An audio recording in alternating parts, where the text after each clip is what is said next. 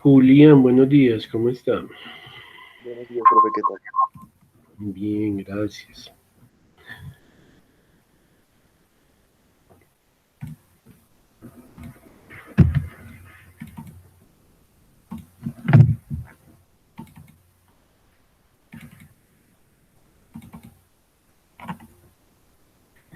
Formación,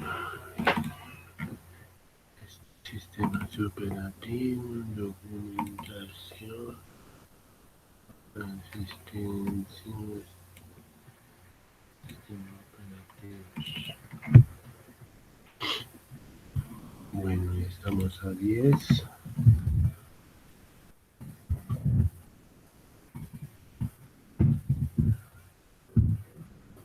Listo. Entonces hoy está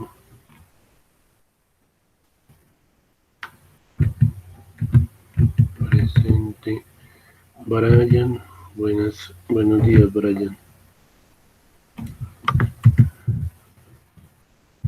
Está Brian, está César. Buenos días, César. Edson. Edson, muy bien. Juan Harold, buenos días. Tengo a Julián Esteban Gamboa. Listo. Gamboa, buenos días. Luis Fernando Trujillo. Listo. Bueno, muy bien. Solo nos faltan dos personas que son Gordillo y Kevin. Bueno, listo. Muy bien, perfecto. Entonces, en 21.912. 21.912. Bueno, chicos, ¿cómo les fue con la tareita, la actividad? ¿La pudieron subir? Era en grupo, ¿no? ¿Sí la pudieron hacer? Unas preguntas, ¿no? Sí, señor. Ah, bueno, listo, ¿no? Muy bien. Bueno, chicos, pues en la clase pasada nosotros estábamos estudiando algunas generalidades de los sistemas operativos, ¿no? Entonces, pues hoy creo que vamos a terminar de explicar algunas cositas que habían quedado faltando. Entonces, creo que este era el archivo que estábamos viendo. A ver. Sí, nosotros alcanzamos a ver algunas temáticas de acá de este archivo donde estaban las preguntas. No, bueno, esta era la presentación, creo que el archivo es el que sigue, el que dice actividad. Pues aquí hay algo de exposiciones, pero no, eso no lo vamos a trabajar todavía, no lo vamos a hacer. Estábamos ahora trabajando este archivo, introducción a los sistemas operativos.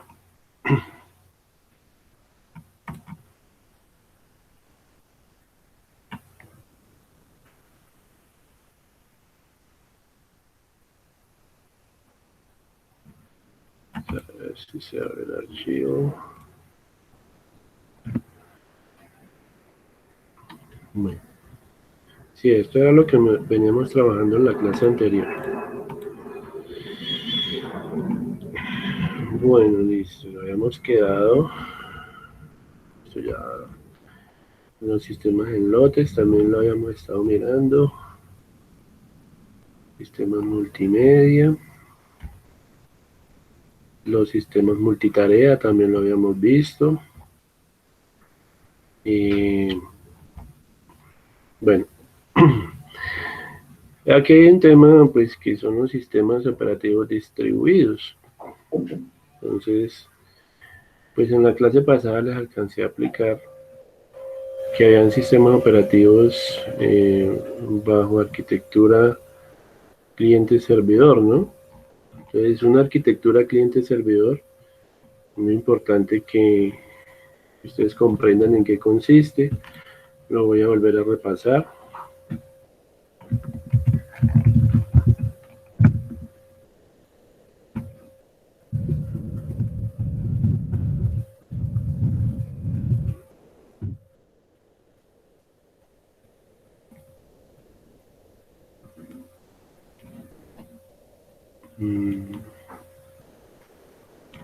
Entonces, bueno, acá tenemos un esquema de cliente-servidor.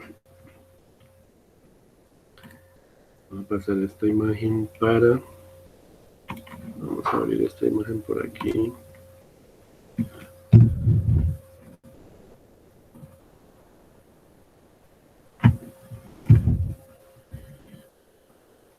Bueno, esto es un sistema cliente-servidor o arquitectura cliente-servidor.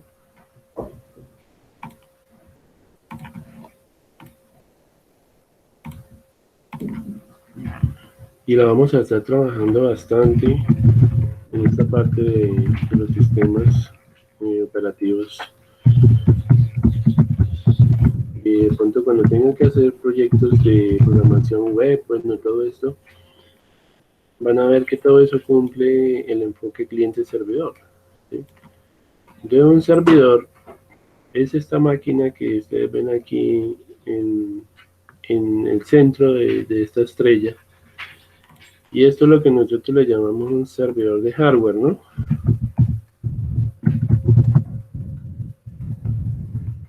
Pues el servidor de hardware, pues es un equipo que por lo general es costoso y que tiene más capacidad que otras máquinas, ¿no? Tiene más memoria RAM, tiene más discos duros, a nivel de procesamiento tiene más CPUs, más procesadores. En cierta forma, pues las computadoras hoy en día manejan la tecnología Core, ¿cierto? Que es como si tuviéramos múltiples procesadores en un solo microchip y que pues siguen el esquema de la computación neuronal, ¿cierto? Las redes neuronales. Pero los servidores pues siempre son costosos. Ustedes pueden mirar bueno, llegó Kevin. Kevin, listo. Entonces, los servidores, pues como les digo, son máquinas bastante costosas. Se encuentran servidores de 20, 30, 40 millones, hasta más, porque existen unos que llaman los mainframes, que son de altísima capacidad. Pero también hoy en día encuentran servidores de 2 millones, de 3 millones, de 4 millones de pesos. Usted puede buscar en Mercado Libre también, y ahí va a encontrar que allí venden tecnología también, ¿no? Y va a encontrar servidores de mucha capacidad, de gama baja, de gama media, de gama alta, y allí va a poder comprar dispositivos para una red de computadoras también. No solamente es que usted compre en IBM o en Lenovo, que usted compre en Acer, toda esta tecnología, ¿sí? También hoy en día aquí pueden entrar y buscar ejemplos de servidores de Mercado Libre y van a ver que hay unos muy económicos. Entonces mira, acá hay un servidor Dell PowerEdge que tiene 8 gigas, creo que esto es para internet. Procesadores Intel Xeon, bueno, de 3 millones, hay servidores de muchos precios, hay un servidor Hewlett Packard de 8 millones y medio, aquí hay uno de 3 millones 300, servidores Dell, bueno, ahí encuentran los Hewlett Packard, los Compaq ProLiant también, bueno, equipos de todos los precios, ¿ya? Inclusive puede uno comprar a través de Mercado Libre switches, routers, que son equipos de telecomunicaciones. Todo ese cuento, por ahí lo podemos encontrar. No solamente digamos, la sede oficial de IBM o de Lenovo, los va a encontrar. También estas multinacionales hoy en día se dedican a eso. Entonces los servidores, como ustedes pueden ver, hoy en día Existen muchas líneas de productos para esa parte. Por lo general, los servidores de hardware tienen más capacidad de almacenamiento y todo eso, ¿ya? A nivel de procesamiento también, ¿ya? Entonces, yo les decía en la clase pasada, hay diversidad de tecnologías hoy, el Core i5, Core i7, Core i9, y si es en servidores, tienen aún más capacidad, ¿ya? Y como pueden ver, en una arquitectura cliente-servidor, en el otro extremo, están las máquinas que se van a conectar a este servidor, que es el que almacena, por ejemplo, el sistema de base de datos, ¿ya? Entonces, aquí estas máquinas clientes, pues pueden ser una laptop, por ejemplo, ¿sí? Que es un equipo portátil, y esa laptop pues tendrá un direccionamiento IP, ¿sí?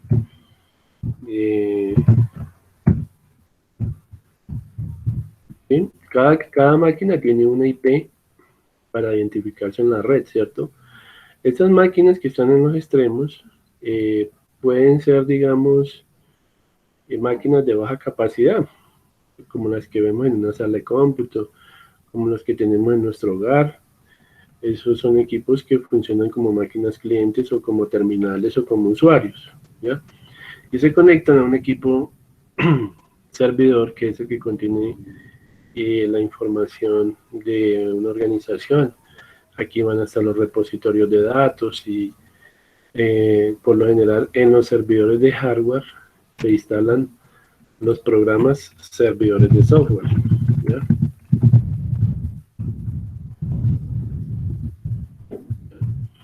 Los programas servidores de software son instalados en el servidor de hardware. ¿Por qué? Porque es el que más tiene capacidad. Entonces aquí puede montar un servidor de base de datos. Ejemplo, pues está Oracle, está SQL Server. Hay muchos motores de base de datos hoy en día. ¿Listo? Está, por ejemplo, SQL, PostgreSQL. Esos sistemas se montan sobre el servidor de hardware. También aquí puedo encontrar yo lo que son, por ejemplo, los servidores el servidor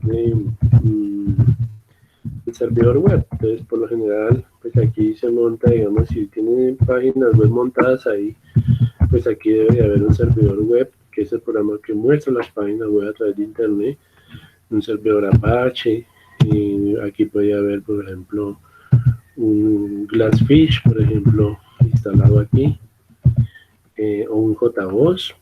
Hay muchos servidores, ¿listo? Entonces, en la parte de servidores a nivel de software, pues hay muchísimos. Aquí también debe estar el primer servidor, el servidor más importante o más elemental de todos es el sistema operativo servidor, ¿sí? Nosotros decimos que el sistema operativo es lo primero que se debe de instalar en un ordenador, ¿no? El sistema operativo es servidor o server, ¿cierto? En inglés. Entonces aquí usted puede tener instalado un sistema Linux con alguna de sus distribuciones que existen hoy en día. Hoy hay muchas, por ejemplo está CentOS, está, digamos, lo que es, digamos, Debian, Linux Debian. Hay otras versiones como son, por ejemplo, la Red Hat, Fedora, bueno. Hay muchísimas hoy en día, Ubuntu. Entonces, todos son distribuciones de Linux.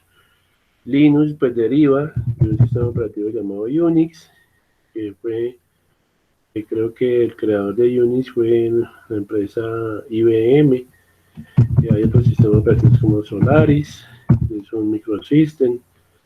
Y hay más, o sea, por ejemplo está de Apple, que están los sistemas operativos Mac OS X. A nivel de Windows, está el Windows Server, ¿cierto? Está la 2008, la 2012, la 2016, 2020, bueno, hay muchas versiones a nivel de Windows Server. Entonces, por ejemplo, Windows 2008 tiene el Release 2, Windows Server 2008 R2, y asimismo hay muchas versiones para, para, para esta parte. Muchos servidores de software pueden ser montados en el servidor de hardware. Entonces, ya tenemos tres ejemplos. A nivel de sistema operativo, servidor a nivel de base de datos, servidores web, y existen servidores de correo también. El servidor de correo es algo que manejan mucho las empresas para manejar la mensajería interna de una organización. Están los servidores FTP también. El servidor FTP se instala, digamos, aquí en estos servidores. Entonces, un servidor FTP es un servidor de archivos y que me permite, por ejemplo, tener una cuenta de usuario y poderme autenticar en un sistema remoto, en un equipo, un servidor que esté alojado en otro país. Y si tengo el usuario y la contraseña, yo puedo ingresar al sistema de archivos de ese ordenador que está por allá y descargar información, ¿sí? Descargar programas, descargar música, descargar videos, descargar libros digitalizados a través de un servidor FTP. De pronto más adelante yo les hablé de muchos tipos de servidores que se pueden montar aquí, ¿ya? Servidores de correo, por ejemplo, manejan unos protocolos como POP3, IMAP, ¿sí? IMAP son protocolos que se utilizan mucho, ¿ya? Para la parte de mensajería o correo, ¿sí? Aquí también puedo tener otras clases de servidores montados.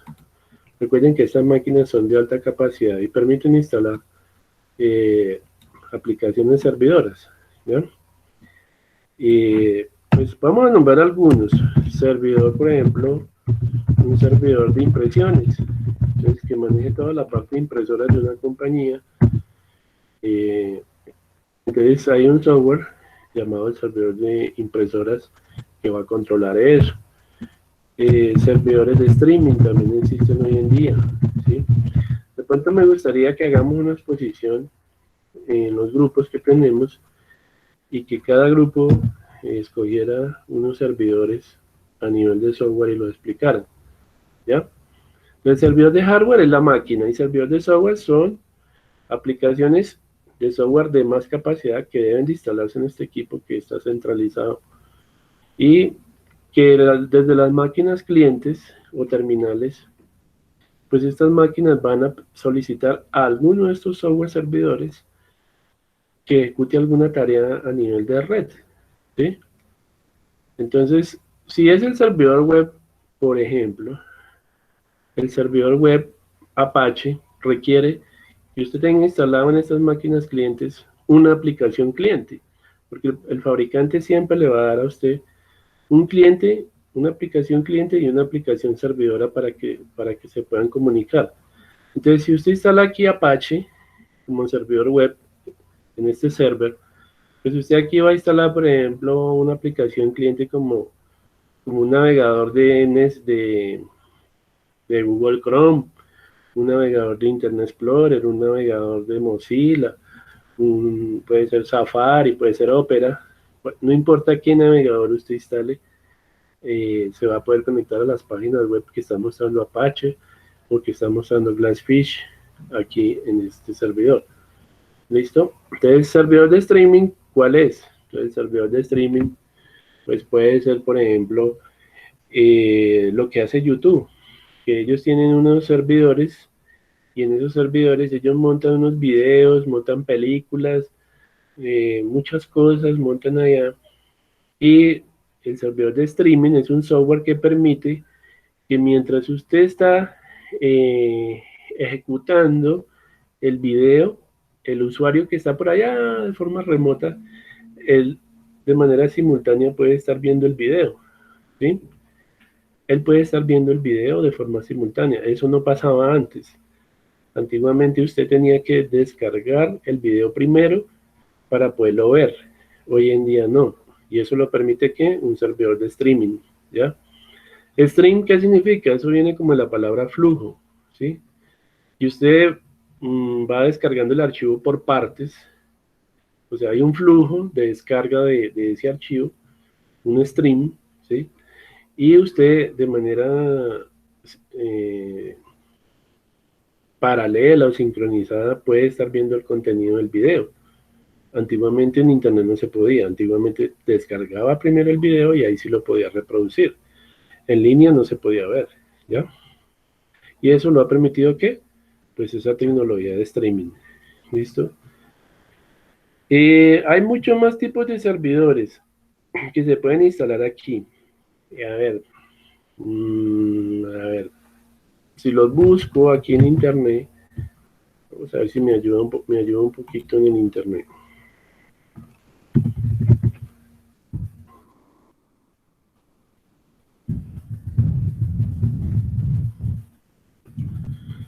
Servidores,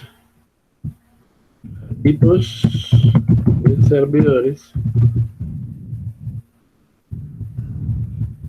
de software. Servidores de software, listo. Aquí encontramos muchos de ellos. Podemos mirar esta página web y aquí vamos a encontrar gran información sobre eso, ¿sí? Entonces, servidores hay muchos. Aquí, inclusive aquí no están todos, pero digamos, están los servidores web o servidores de aplicaciones que ya los nombramos, por ejemplo, Apache, JBoss, Glassfish, etc. Hay otro por allá que se llama Ivatis, pero ese ya creo que no lo usan mucho. Hay muchos, bueno, servidor de catálogo. Dice que los servidores de catálogo es un punto central de búsqueda de información a través de una red distribuida, servidor de comunicaciones, plataforma a nivel de operador para red de comunicación. Bueno, entonces, servidores de catálogo, entonces también lo podemos incluir ahí. Hace un tiempo he escuchado hablar mucho de los servidores de directorio activo, ¿sí? lo que era llamado Active Directory, ¿sí? Entonces los servidores de directorio activo permitían, por ejemplo, que tú no tuvieras que instalar, por ejemplo, el software en las máquinas clientes, sino que si tú instalabas alguna aplicación, todas las aplicaciones las instala uno en el servidor. Todo el software se instala en el servidor. Y simplemente lo que uno necesita es desde la máquina cliente hacer una petición al servidor para ejecutar el programa que tiene en el servidor. Todo el procesamiento prácticamente, el manejo de recursos lo hace la máquina servidora. La máquina cliente lo único que hace es prestar la pantalla o el monitor para renderizar o para mostrar lo que se está ejecutando aquí en este equipo servidor, ¿ya? Pero todo lo que es software mediante directorio activo se ejecuta es a través o en el servidor. Aquí no se procesa nada, todo lo hace el servidor. Eso es un directorio activo, ¿ya? Si, por ejemplo, usted tiene un antivirus, lógicamente que las máquinas clientes van a tener también su CPU, su memoria, su disco duro, van a tener todo eso. Pero si está bajo una arquitectura de directorio activo, pues quiere decir que en esta máquina es la que hace todo. Si usted necesita un antivirus que se ejecute, el antivirus se ejecuta es en el servidor, no en la máquina cliente donde usted está, ¿ya? Entonces hay un cúmulo de tecnologías muy importantes en la parte de servidores de software muy importante. Hay también lo que se llaman servidores de antivirus, ¿sí? Entonces, ¿qué sucede acá? Y usted puede tener acá montado en el servidor el software antivirus y desde las máquinas clientes usted hace la petición para que el que haga la ejecución del antivirus es el servidor, ¿ya? Y vacune cada una de las estaciones de trabajo o los usuarios que están en la red interconectados a este equipo llamado server. ¿Listo? ¿Qué otros servidores? Bueno, aquí hay algunos servidores de fax. Entonces, ¿sí? Todo el mundo sabe que es un fax. Pero entonces, el servidor de fax va a administrar todo lo que son los mensajes por fax de una compañía. ¿Sí? Lógicamente que el proveedor de ese software le va a dar una aplicación cliente que es una aplicación más limitada para que se conecte al software servidor que está acá. ¿Listo? Eso lo hacen todos los proveedores de software, todos los fabricantes. Si usted instala, por ejemplo, un servidor de base de datos Oracle, pues aquí usted va a instalar el motor de base de datos. Pero desde la máquina cliente, el proveedor de ese software va a brindar una aplicación, una interfaz o una shell de comandos o algo así, para que pueda hacer peticiones o solicitudes a esta máquina que está acá y pueda consultar información del sistema de base de datos que tiene aquí montado, ¿ya? Entonces, eso es lo que se llama un enfoque cliente-proveedor, más o menos, ¿sí?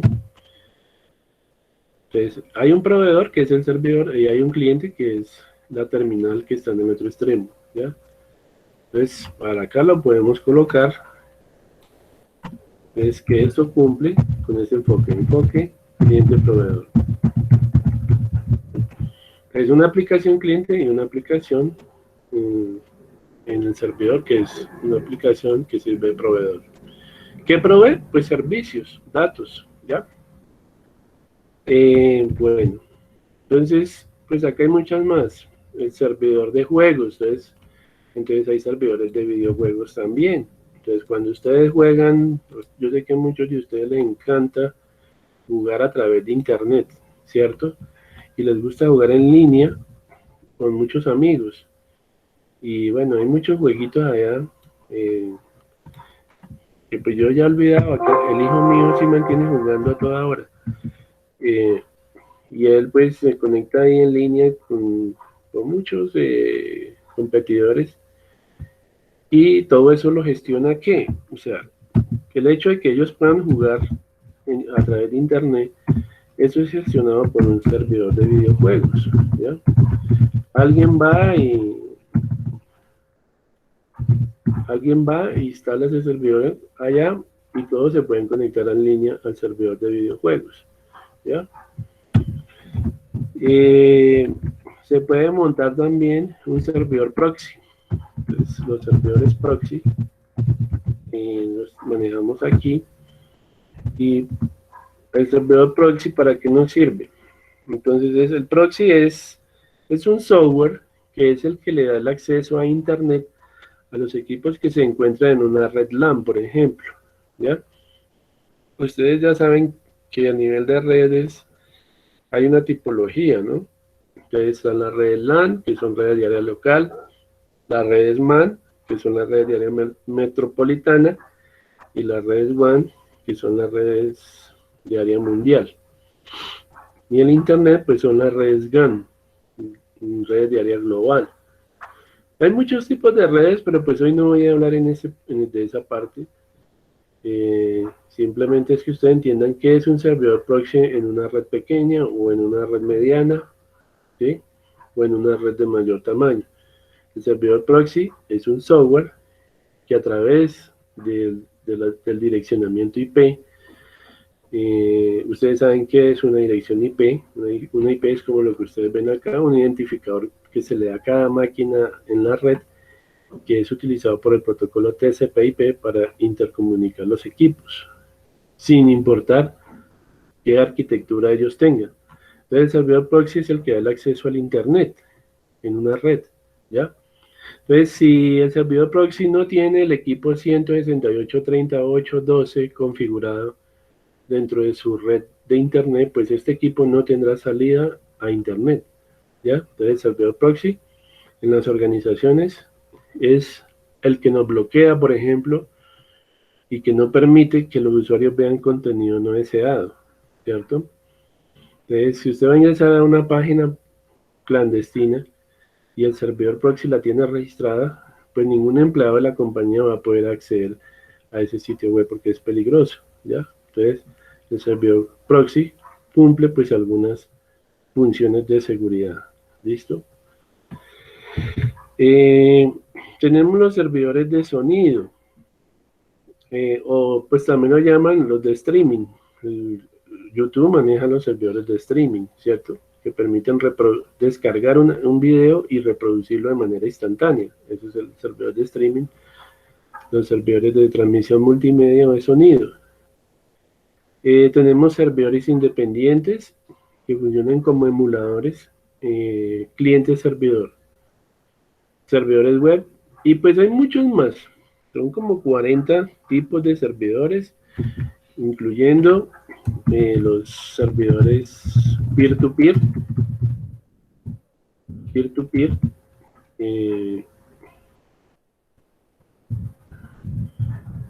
son servidores que se configuran en pareja. ¿Ya? Más adelante vamos a ver qué es peer-to-peer. El servidor pareja a pareja o peer-to-peer son dos máquinas que se conectan de manera directa, dos equipos, y cualquiera de los dos equipos pueden ser configurados como sistemas servidores o como máquinas clientes, depende de la configuración que usted requiera. Se utiliza mucho en las casas de desarrollo la tecnología peer-to-peer, porque digamos un programador a veces necesita conectarse a un servidor para hacerle pruebas al software que está diseñando. Entonces, hay sistemas operativos Windows que soportan peer-to-peer, que el software servidor, el software de Windows se comporte o como una máquina cliente o se comporte como un servidor. Entonces los programadores o desarrolladores de software utilizan mucho eso. Entonces, dos máquinas conectadas directamente por cable con un servidor, con un Windows peer-to-peer, por ejemplo, que le permita o configurarlo como un server o como un client, como un equipo cliente, para hacer pruebas. ¿Listo? Del software. Bueno, eso para que ustedes pues lo tengan ahí en cuenta. Todos los tipos de software servidor que yo puedo montar acá. ¿Por qué? ¿Por qué se dice software servidor? Porque hay software cliente que se conecta a estas aplicaciones. ¿Listo? Bueno, eso es una arquitectura cliente-servidor. Dijimos ya que cada máquina tendrá una dirección IP.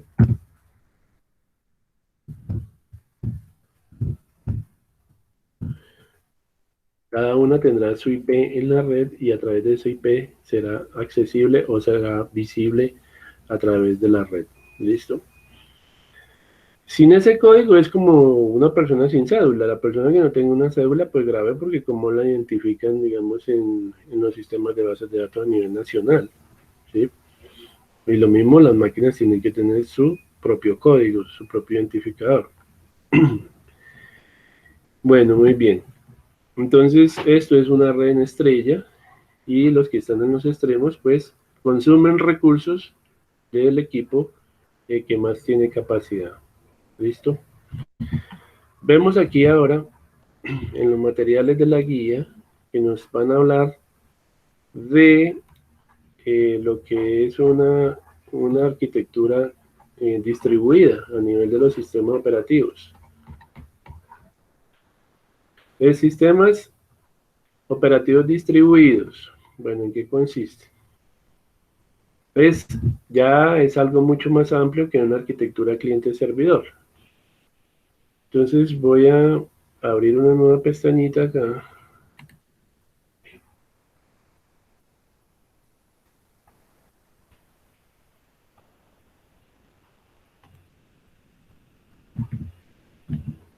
Y vamos a buscar un sistema distribuido acá como ejemplo.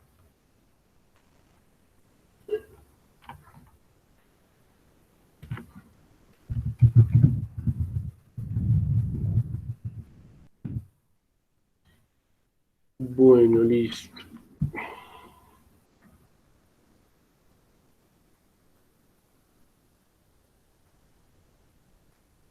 Bueno, los sistemas distribuidos pueden estar, digamos, ubicados en diferentes zonas geográficas. Podemos ver aquí un ejemplo de esto. Vamos a tomar este gráfico. O podemos tomar este más bien que está acá, lo veo como mejor. Vamos a pasarlo por acá. Vamos a ver si se deja agrandar. A ver qué tal se ve. Bueno, ahí se ve más o menos. Vamos a ver acá. Entonces, un sistema distribuido usted puede tener su base de datos dispersa en muchas zonas geográficas. Son sistemas que manejan mucha información, son sistemas bastante grandes.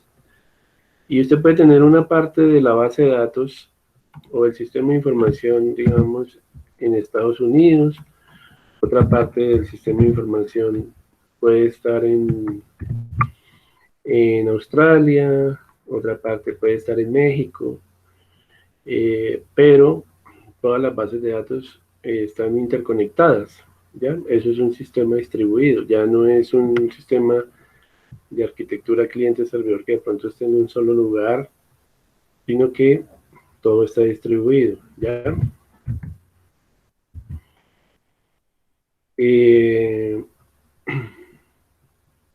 Aquí podemos ver, aquí tenemos otra imagen. Vamos a ver si esto no se nos ve mejor.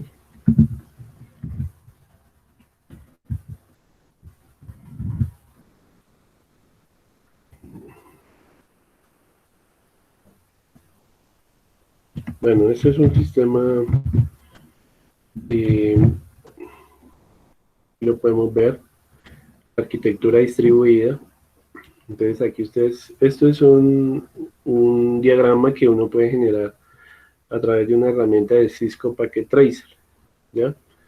Que es un simulador para redes. Entonces aquí, digamos, estos símbolos redondos representan lo que son los routers, que son unos equipos de telecomunicaciones. Aquí tenemos estos dispositivos, estas cajitas que ustedes alcanzan a ver ahí. Estos son lo que se llaman los modems, los switches, los hubs a nivel de red, que también son dispositivos de enrutamiento y bueno, y una serie de cosas. Y aquí tengo máquinas, terminales, PCs, tengo servidores, tengo, bueno, una arquitectura de red que está distribuida a través de Internet y pueda que el sistema distribuido esté en la misma empresa, ¿ya? Pueda que esté en la misma empresa, o sea, que usted en la misma empresa tenga la base de datos distribuida por departamentos, que no esté en un solo servidor, ¿ya? Una parte de la base de datos puede estar en el área de, digamos, de contabilidad, otra área de la base de datos puede estar distribuida en un departamento de finanzas, otra parte de la base de datos puede estar en el área de bodegas. O sea, eso es el esquema distribuido, ¿ya? La base de datos no está en un solo lugar, la base de datos está dispersa en muchas zonas, ¿ya? Pero el sistema funciona de manera unificada, ¿sí? Esos son los sistemas distribuidos. Bases de datos distribuidas en diferentes máquinas. Aquí pueden ver otro esquema, ¿sí? Pueden ver otro esquema acá, como una compañía o una organización puede hacer esto con sus archivos, con su información, con su base de datos. Pueden tener dispersa toda la información, ¿ya? Entonces pueden ver acá que acá hay unos servidores y acá hay una parte de la base de datos. Aquí en esta otra zona o en este otro departamento hay otra porción de la base de datos. Aquí también tengo en esta otra área de la compañía 2 nodos de la base de datos. O cada nodo de la base de datos puede estar en una ciudad diferente o en un país diferente. ¿Listo? Esos son los sistemas distribuidos. Bueno, si yo tengo la base de datos distribuida a nivel de una sola compañía, en las mismas instalaciones de una compañía, en una misma sucursal, y la base de datos no está en una sola máquina, entonces se utiliza una tecnología hoy en día que llaman los clusters. Entonces un sistema de clúster, por ejemplo, lo implementa Oracle, SQL Server, y tengo entendido que hasta MySQL hoy en día está tratando de implementar la tecnología de clúster, ¿ya? Tener varias instancias de la base de datos,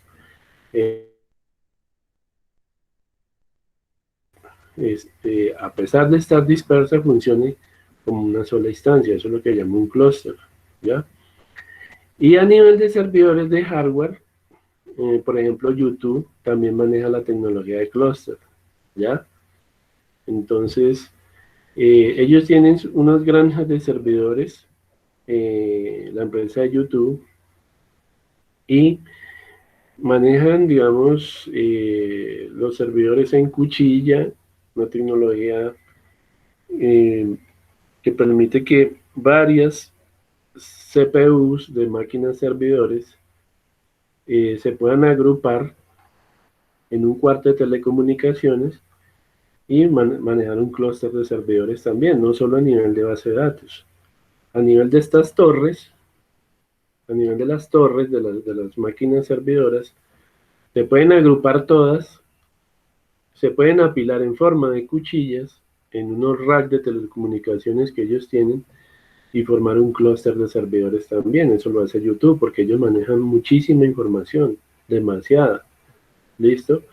Entonces, empresas tan gigantes como esas están manejando la tecnología de clustering. ¿Listo? Eh, Vamos a ver si encuentro aquí algo de clúster de servidores.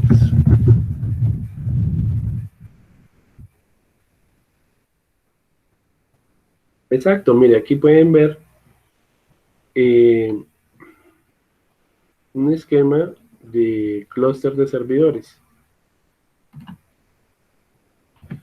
Entonces, todas las unidades de disco duro están dentro de un rack de telecomunicaciones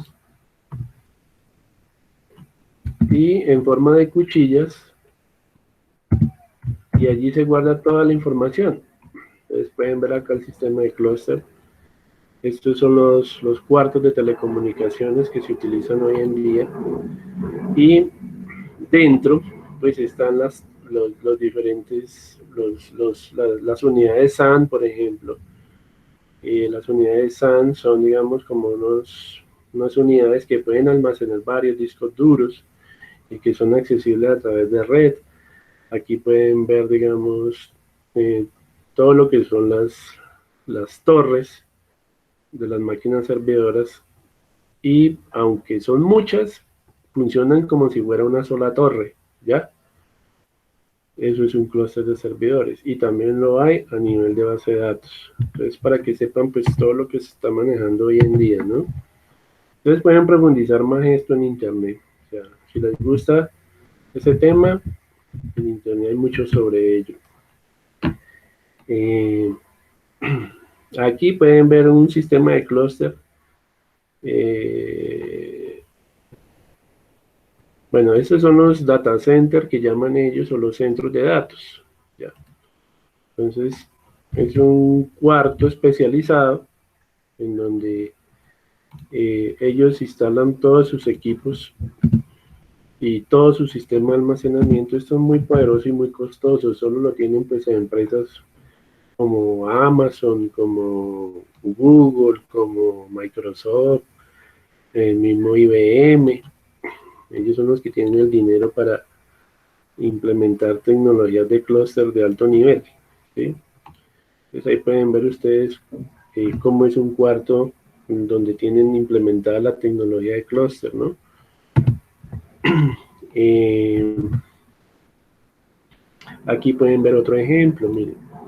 Eh, Empresas que configuran todos sus servidores, todos sus equipos, como si fueran una sola unidad, una sola torre, ¿sí? Entonces, eso es sistema de clustering.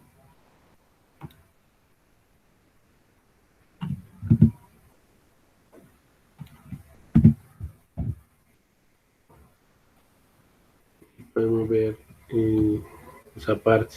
Todos los equipos se agrupan y se hacen funcionar mediante un software, porque para que eso funcione se requiere de algún tipo de software, ¿ya? Ustedes pueden ver todas las torres, las carcasas interconectadas a un solo sistema, y aquí pues solo tienen una pantalla, miren. Aunque aquí existan 50 torres, se requiere una sola pantalla y un software se encarga de tomar cada uno de estos nodos, cada una de las torres, y hacerlas funcionar como si fueran un solo equipo, ¿ya? Entonces, a nivel de base de datos también pasa lo mismo. Se puede tener diferentes instancias de la base de datos distribuidas, puede ser dentro de las áreas de una organización o departamentos, o puede estar distribuida geográficamente en diferentes lugares. ¿Listo? Estaba mirando acá.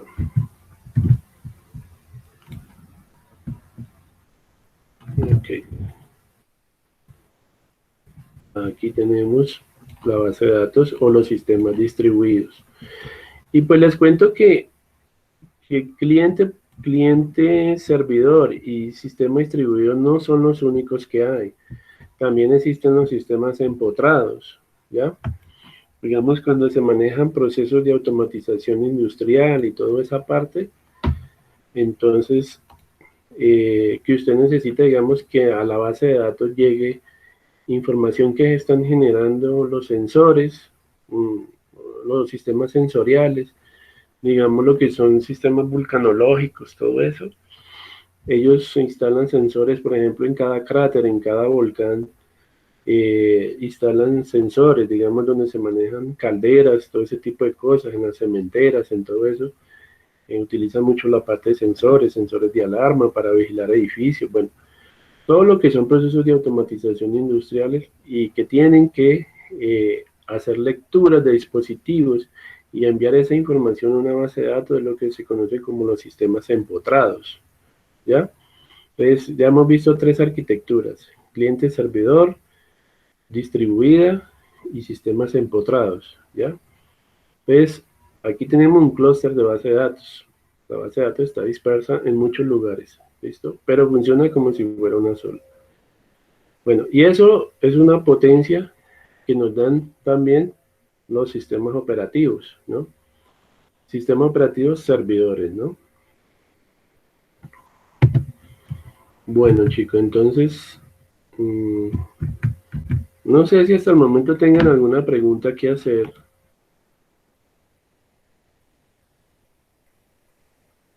Creo que es muy sencillo. Hasta el momento estamos viendo la teoría. Ah, bueno, ya llegó Julián.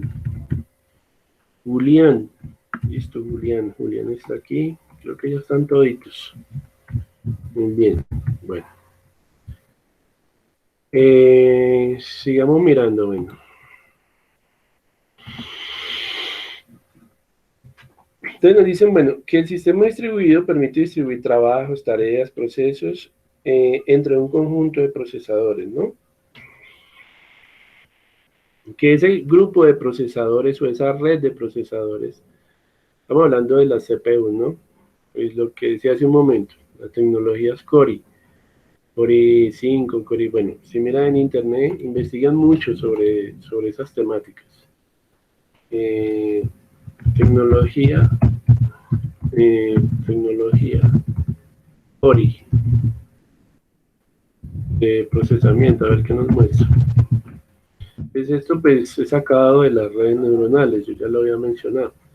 Entonces, para los que no conozcan qué es una CPU, la CPU o el chip del procesador, pues es esto, y eso se instala dentro de la board de la computadora o el circuito principal.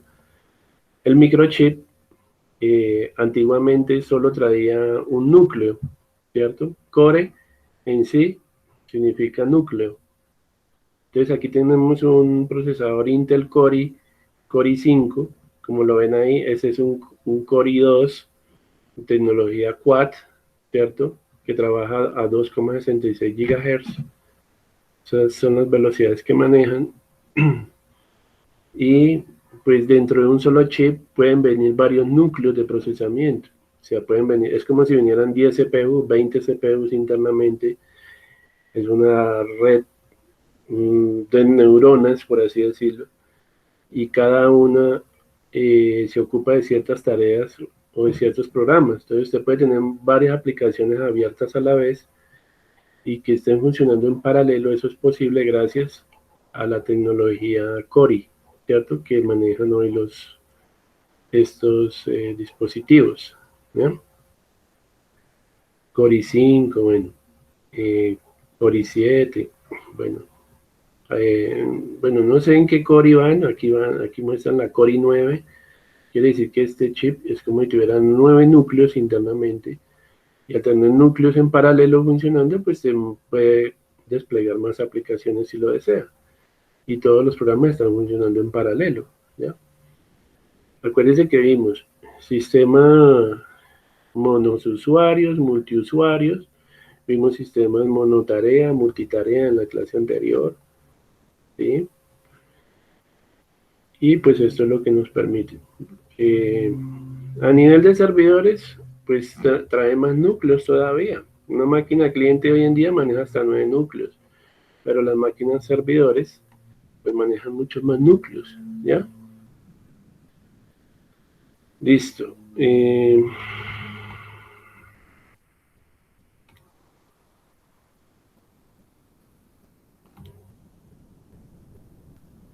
A ver, estamos mirando esto. Bueno, listo. Esta guía, pues ustedes tuvieron que desarrollarla. Ahí era donde estaban las preguntas. Aquí les hablan de ejemplos de sistemas operativos distribuidos.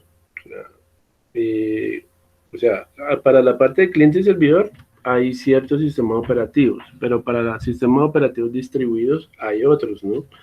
Ejemplos son Sprite,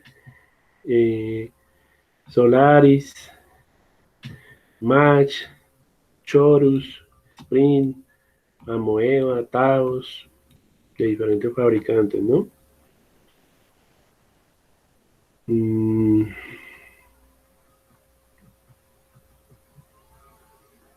Bueno, aquí pues hay unas características específicas de cada uno. Decíamos que habían sistemas operativos a nivel de red también. Entonces, si usted trabaja con Windows 8 o Windows 10 en su máquina, pues es un sistema operativo cliente. Y lógico que a nivel de red es más limitado y la seguridad a nivel de red pues es mucho más limitada. Si usted llegara, por ejemplo, a colocar su máquina, su ordenador en internet con un sistema Windows 8 o con Windows 10 y que tuviera salida a internet su equipo, configurarlo como un servidor, pues ¿qué podría suceder? Que los hackers van a poder a usted vulnerarle el sistema de una manera mucho más fácil. A que si usted tuviera instalado en su servidor un sistema Linux o un sistema Unix o un sistema Windows Server. ¿Por qué?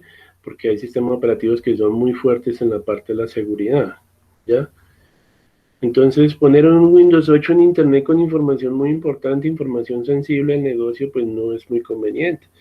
Es mejor que usted compre unas licencias y compre un Windows Server que ya viene con toda la parte de seguridad, que viene con un firewall muy bien configurado y que trae pues una serie de componentes a nivel de seguridad que le van a garantizar que esa máquina esté protegida en Internet, ¿ya? Porque el sistema operativo es mucho más robusto en temas de seguridad, ¿ya? Entonces con un Windows 8, Windows 10 cualquiera lo puede hackear en Internet, ¿listo? Pero no con un sistema operativo de estos. Y a pesar de eso, los han, los han vulnerado, los han penetrado. Entonces, eh, ya gente con mucho conocimiento ya sabe cómo vulnerar un sistema solar y bueno, y todo ese tipo de cosas. Entonces, a nivel de sistema de red, está lo que es Novel, ¿no? Novel Network, es muy bueno en esa parte de red, ¿sí? Eh, Personal Network, LAN Manager, Windows Server. Bueno, Windows NT no se utiliza hoy en día. Ahora se utiliza Windows Server. Sistema Unix, sistema Lantastic son más fuertes a nivel de red, ¿ya? Como algo particular, los sistemas de red, pues ellos tienen software que monitorea la red, que permiten monitorear el tráfico que hay en su red, ¿ya? Entonces, eso pues no lo permite, digamos, hacer un Windows 10, porque es un sistema de una máquina cliente, ¿ya? Es más limitado. Pero en la parte de administración de redes o gestión de redes, el sistema operativo de red es mucho más robusto, mucho más fuerte. Y le permite que le genere reportes estadísticos de la red, de lo que acabo de mencionar, ¿ya? Sistemas operativos paralelos.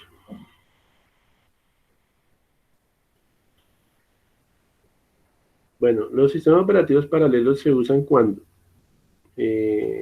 digamos hay varios procesos que están compitiendo por un mismo recurso de la máquina. Ustedes saben que a nivel del sistema operativo, ¿qué es un proceso? Cada vez que usted abre una aplicación, un software en la máquina, se abre un proceso, ¿sí? Entonces, si miramos aquí a nivel del sistema operativo,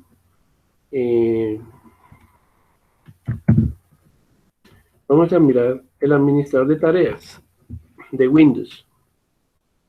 Y van a ver ustedes que cada programa que yo tenga abierto es un proceso para el sistema operativo, que es el sistema gestor, ¿no? De la computadora, tanto a nivel de hardware como a nivel de software, ¿ya? Entonces miren que yo tengo aquí abierto estos programitas, Ardesia, Explorador de Windows, Google Chrome, Excel, PowerPoint, Paint, ¿cierto? Y en segundo plano, en primer plano se están ejecutando estos, que son los que yo abrí directamente. Y mire que estoy en la pestaña de procesos. Y cada programa de estos es un proceso diferente para la computadora, ¿ya? Aquí me muestra cada proceso o cada programa qué tanta CPU está utilizando, qué tanta memoria RAM, qué tanto disco duro, el tráfico a nivel de red, la transmisión y recepción de datos, ¿sí? Y procesos de segundo plano que se están ejecutando. Aquí están, miren. Entonces, en segundo plano son los programas que están funcionando, pero que yo no estoy viendo. Son como los servicios que carga Windows, ¿ya? Entonces, cuando usted instala programas, los programas instalan servicios, que son como demonios, los llaman. Se están ejecutando en segundo plano sin que el usuario se dé cuenta, ¿ya? Pero están haciendo algo. Y hay un administrador de Windows que se llama, usted entra aquí y escribe servicios. Y entra a la consola de servicios de Windows.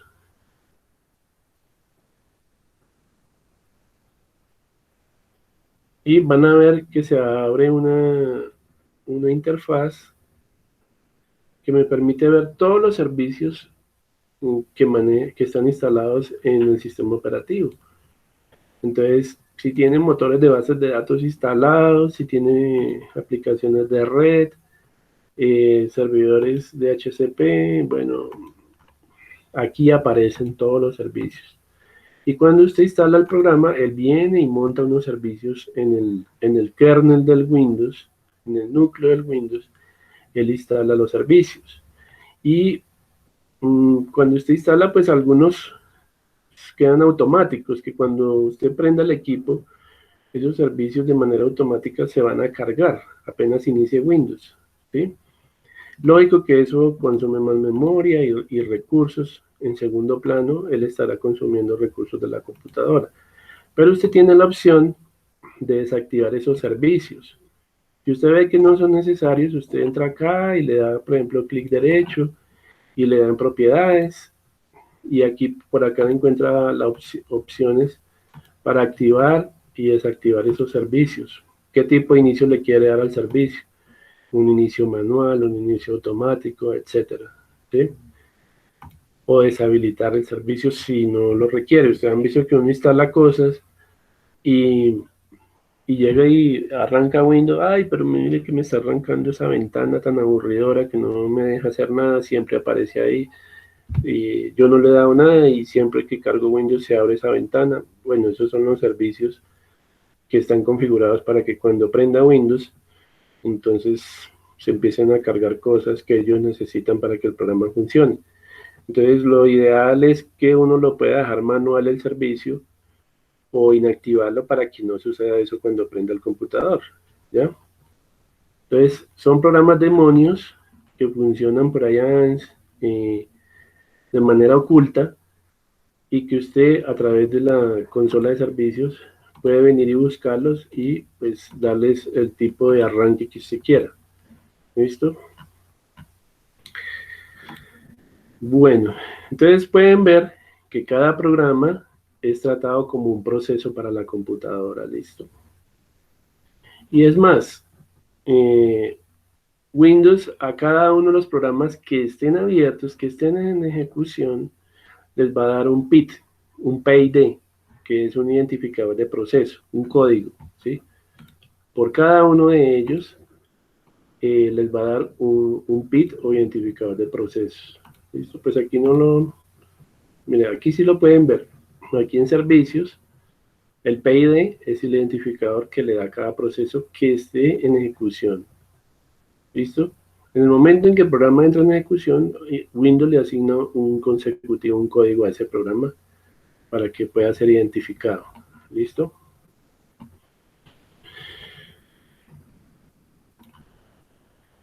Bueno, muy bien. Entonces, los sistemas operativos paralelos son los que permiten que la multitarea o que varios procesos estén abiertos de manera simultánea. ¿Listo? Ejemplos de sistemas operativos son Alpha, BBM, el sistema operativo AX, esto es Unix, ¿eh? Que lo utilizan en los sistemas RS 6000 de IBM. ¿Listo? Pues aquí tenían algo que leer ustedes, que eran historia de los sistemas operativos, la evolución que han tenido los sistemas operativos, dicen que desde los años 40 se empiezan a introducir los programas de computadora que funcionaban vida bit. En los años 50, entonces no existían aún los sistemas operativos y que a cambio utilizaban computadoras llamadas bulbos, por ejemplo la computadora ENIAC, fue una de las primeras computadoras que se utilizó en la informática. Las computadoras bulbos ocupaban, por ejemplo, una pieza completa, ¿no?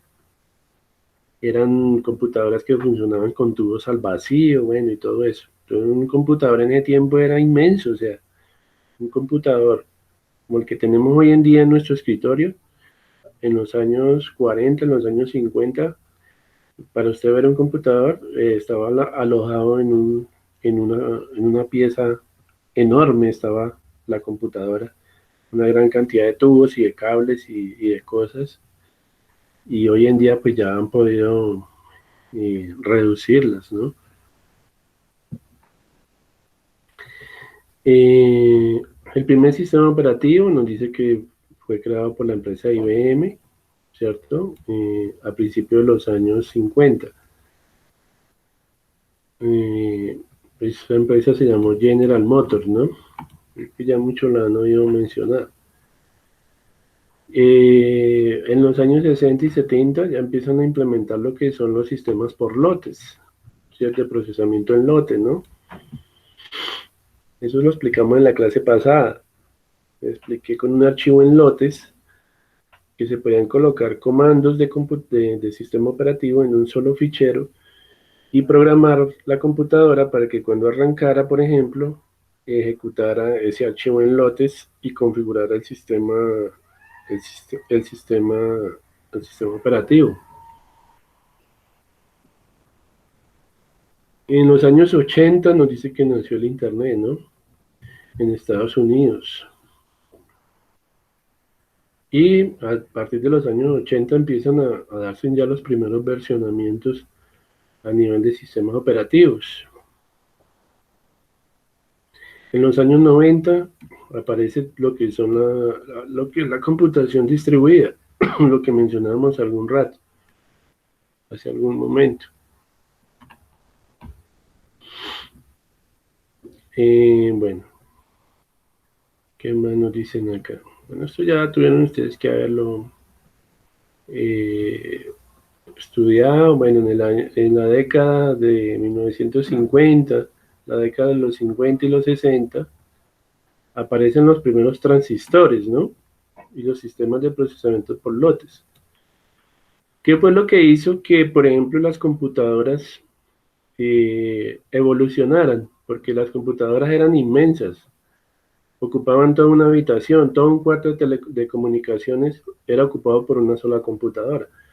Pero gracias al invento del transistor, se pudieron reducir los sistemas de computadora, ¿sí?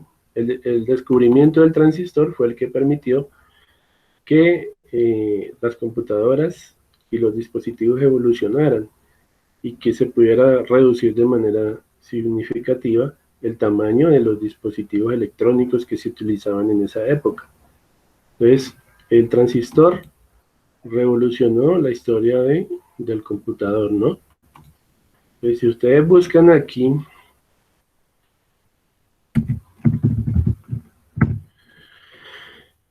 vamos a buscar un transistor, para el que no sabe qué es un transistor en electrónica. Es bueno que ustedes conozcan las partes de una computadora a nivel de electrónica. Esto es un transistor, ¿sí? Entonces, yo tengo entendido que lo que es la CPU, el procesador, el chip de la CPU, está compuesto de miles de transistores, ¿ya? Y esto sustituyó muchas cosas, sustituyó los tubos al vacío, bueno, y todo ese tipo de cosas que hacían que una computadora fuera tan grande.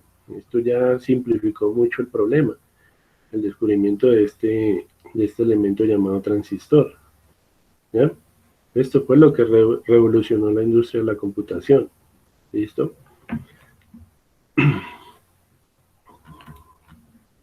Bueno, y existen otros elementos. El más importante de todo es el transistor. Pero si usted mira, existen los condensadores, ¿sí? Es un condensador en electrónica, deben más o menos tener idea. Estos son los condensadores. ¿Alguno de ustedes ha destapado un computador y ha visto la placa base o ha visto la motherboard de una computadora? Esto es un condensador, ¿sí? ¿Qué es una resistencia en electrónica? Deben de saberlo, ¿sí? Estos son las resistencias, los condensadores, perdón, las resistencias, los condensadores ya lo vimos. Por ahí hay otro elemento que llaman los capacitores, ¿sí? Es un capacitor en la parte de la electrónica. Estos son los capacitores o condensadores, ¿sí? Capacitores cerámicos, bueno, etcétera. Todo esto se utiliza a nivel de microchips y todo eso. Pero el más importante, como les digo, es el transistor, ¿ya? Bueno, hay que saber un poquito de hardware y electrónica para poder entender, porque ustedes van a ser programadores algún día y tienen que entender cómo funciona internamente la computadora, ¿no? Listo, sigamos mirando, yo creo que aquí ya se acaba esto, esos son microchips, ¿ya? Los microchips en los años 80, más o menos, en esa década, ya empezaron a crear circuitos integrados multiprogramables, ¿no? Ahí pueden ver. Y pues aquí estaban pues todas las preguntas que tenían que desarrollar. No sé si hayan tenido algún problema con la actividad, chicos.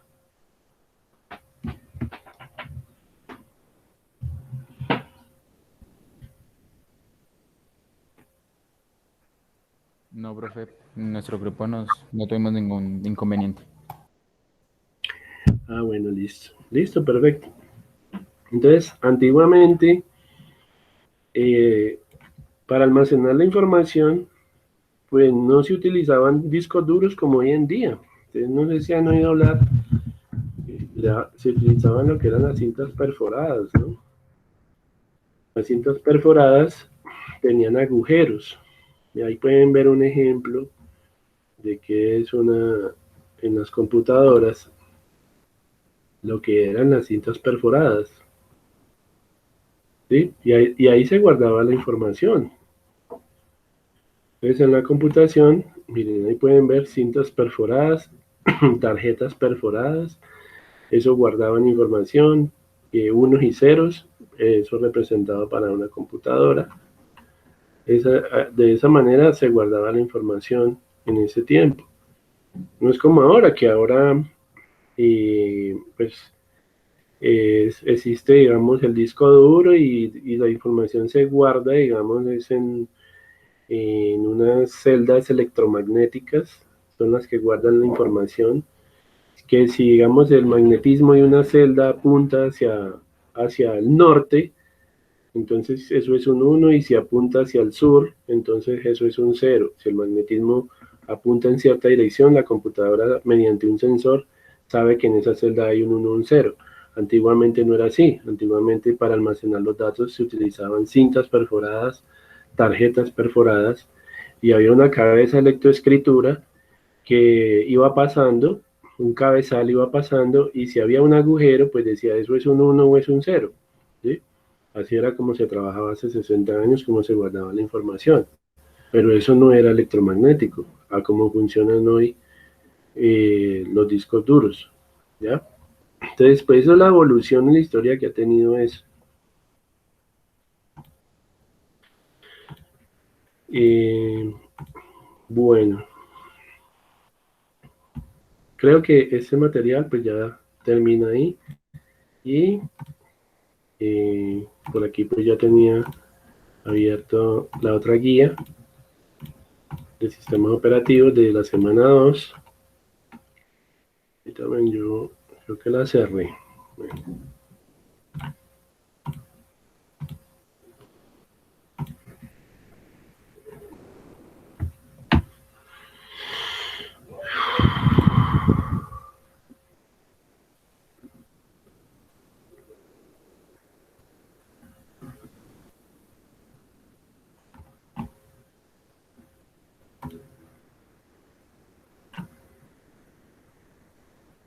Sistemas operativos en tiempo real. Bueno, en la clase pasada nosotros hablábamos un poquito de eso, ¿no? De qué eran los sistemas en tiempo real. A ver, ¿quién me puede recordar eh, qué significa esa parte? ¿Qué es un sistema en tiempo real? A ver, ¿quién nos recuerda? Edison, Edison Leandro. Señor, Dicen que necesitan el nombre de quién? de mi compañero de trabajo, profe, es que no recuerdo. ¿Cuál es Edson Leandro López Ramos? Edson Leandro López Ramos.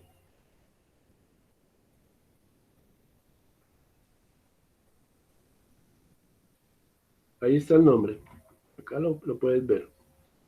No, profe, pero que se me sé en donde puso la conformación de los grupos. Ah, los grupos, listo. Entonces, para un momento yo miro acá. Ok.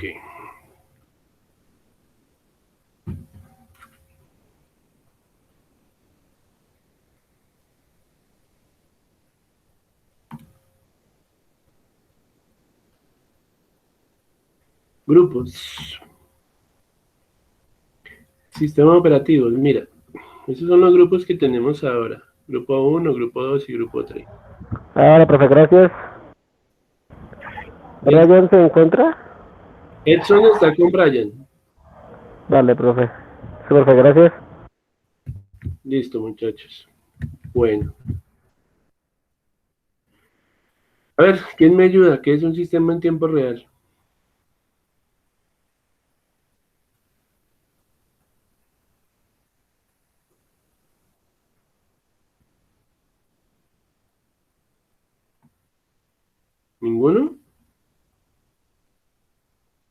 Bueno, entonces sin ninguno vamos a poner este video que está acá.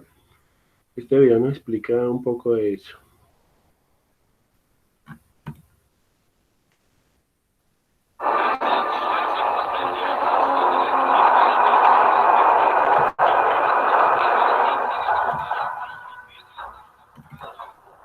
Algunos me llaman un terrorista. Yo me considero un profesor. ¿Están listos para otra lección? Manuel de la Torre continúa resistiéndose a mis intentos para educarlo. Me he evadido otra vez. Usted no sabe quién soy yo. No sabe dónde estoy yo. Y nunca me verá venir.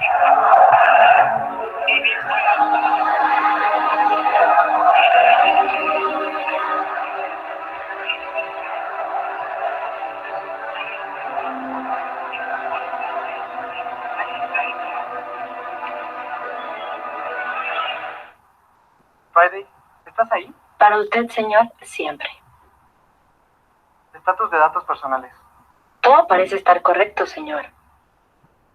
Entonces, ¿qué fue todo eso que salió en la pantalla? Eso fue un hackeo directo al kernel del sistema operativo. Mis registros indican que ha estado pasando esto alrededor del mundo por un terrorista cibernético conocido como el Mandarín. Pero, ¿cómo puede ser eso? ¿Y qué tipo de sistemas operativos ha hackeado? Según mis registros, se especializa en el hack de sistemas operativos a tiempo real. Estos sistemas informáticos son los que requieran que se obtenga un resultado antes de un cierto plazo. Los resultados obtenidos después de cumplirse el plazo son completamente inútiles. Sí sé que es un sistema operativo de tiempo real. ¿Los ataques han sido del tipo estricto o no estricto? Lo lamento, señor, pero no conozco la diferencia. Los sistemas de tiempo real no estricto son los menos restrictivos. Se eliminan asignar las tareas de tiempo real una prioridad de planificación mayor a las otras tareas, mientras que los sistemas operativos de tiempo real estricto deben de garantizar que se presente este servicio a las tareas de tiempo real dentro de los plazos referidos. Y se deben ejecutar sobre dispositivos de pequeño tamaño y bajo costo. Correcto. Señor, tiene una llamada entrante de un número desconocido y lamento que mis protocolos han sido anulados. Ok, entonces los sistemas de tiempo real pues son aquellos que tienen grandes demandas de procesamiento, ¿no? Entonces, las respuestas que deben de dar esos sistemas deben de ser en un intervalo establecido. 5 segundos, 3 segundos. La tarea debe ejecutarla en el tiempo estimado. Yo les hablaba que habían sistemas que requerían mucho procesamiento, bases de datos, por ejemplo, que utiliza la NASA, utilizan procesamiento en tiempo real, grandes organizaciones, por ejemplo, aseguradoras, bancos de banca virtual internacionales, bueno, todo este tipo de organizaciones requieren que el procesamiento se haga de manera casi que inmediata, ¿ya? Y para eso, pues veíamos por allá que habían una lista de sistemas operativos que permitían trabajar en tiempo real, ¿no? Aquí estamos en la semana 2 y aquí hay una guía que yo quiero que ustedes lean para esta semana, que habla de lo que es la definición de los sistemas operativos. Es muy similar a la anterior que ya trabajamos. Esta guía tiene 18 páginas. Son unas diapositivas, ¿no? Pues deben de irla revisando, ¿no? ¿Qué contiene? ¿Qué hora es? Perdón, nos quedan 6 minuticos. Esto contiene la definición del sistema operativo. Nos dice que ya sabemos que es el programa principal de un sistema computacional. Nos dice que es una capa de software cuyo trabajo es proporcionar a los programas de usuario un modelo de computadora simple para ellos. Y pues permite gestionar todos los recursos de la máquina, ¿no? Los sistemas operativos cuentan con una tarjeta principal o con una mainboard, con uno o más procesadores, con discos duros mecánicos. Hoy en día se utiliza mucho a nivel de disco duro los discos duros de estado sólido o discos rígidos. Antiguamente pues habían otros tipos de discos, los discos IDE, los discos SATA, tecnología ATA, bueno, para discos duros, etcétera. El sistema operativo requiere de memorias para funcionar, memoria RAM. Es un software que requiere utilizar memorias caché, por ejemplo. Muchos tipos de memoria. Ustedes saben que hay memorias primarias, secundarias, terciarias, bueno. Dispositivos de entrada y salida, teclados, impresoras, mouse, monitores, interfaces de red, etc. ¿Qué más nos dice acá? ¿Cuántas personas pueden usar una computadora? Hay una pregunta que resolver. Eso depende de la capacidad del sistema operativo. Hay sistemas operativos Unix, Solaris, que tienen capacidad, por ejemplo, para atender a 1000 máquinas clientes, a 10.000 máquinas clientes en simultánea. ¿Cuántas personas desarrollarían un software para el sistema operativo? Entonces ahí hay unas preguntas para que ustedes pues traten de resolverlas. ¿Cómo interactúan los usuarios con un sistema operativo? Pues a través de los mismos programas, ¿no? Aquí hay unos conceptos que ustedes deben de estudiar. Por ejemplo, ¿qué es una shell? Es donde nosotros podemos escribir en un modo texto comandos e interactúan pues con la interfaz gráfica de usuario, ¿cierto? GUI significa Graphical User Interface, ¿sí? Aquí está la definición de qué es una shell. Yo la vez pasada les expliqué qué era una shell de comandos o una interfaz de línea de comandos. Les dije, mire, Windows tiene una interfaz que se llama el PowerShell, ¿sí? Y a través de PowerShell podemos editar comandos. Y apareció una ventanita acá.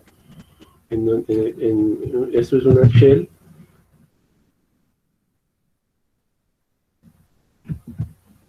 Exacto. Y aquí yo puedo empezar a desplegar comandos a través de la shell de Windows.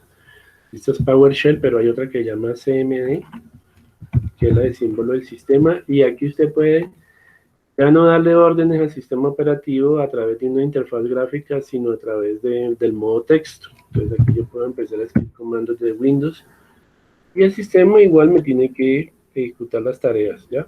Lo que pasa es que antiguamente el sistema operativo se trabajaba todo a nivel de consola de comandos, pero hoy en día no, hoy en día todo es gráfico. Usted abre ventanas, da clic en botones, pero antes Windows, por ejemplo, no tenía sistema gráfico, sistema de ventanas, y tocaba todo hacerlo era por una shell de comandos, ¿ya? Listo, chicos, ese archivo es para que ustedes lo lean. Creo que ya terminamos. Entonces lean este archivo de la semana 1, dice definición del sistema operativo, se llama el archivo, y en la próxima clase pues lo complementamos y listo. Eso es todo por hoy, chicos, porque tengo una clase ahorita a las 10:30. Entonces dejarles esa lecturita. Ya creo que subieron la actividad, entonces muchísimas gracias. Listo, profe, gracias, hasta luego. Hasta luego, profe, gracias. Bueno, muchachos. Listo, profe, muchas gracias, hasta luego. Listo, chicos. Bueno. Hasta luego, profe, gracias. Bueno, muchachos.